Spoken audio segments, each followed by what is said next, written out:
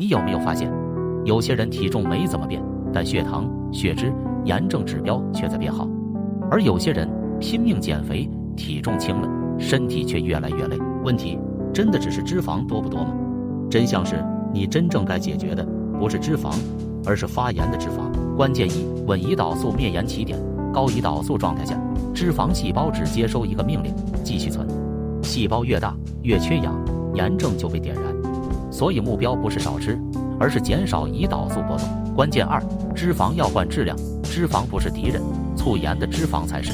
优先：橄榄油、Omega-3、坚果，避免反式脂肪、反复油炸。好脂肪会帮脂肪降炎。关键三：提高植物密度。植物不是来提供热量的，而是来灭炎的。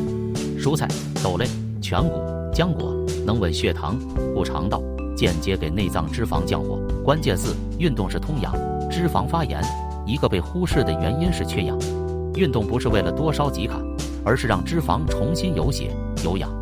快走抗阻，缺一不可。关键五：睡眠和压力。长期熬夜、慢性压力会直接导致皮质醇升高，内脏脂肪更容易堆积，炎症持续被激活。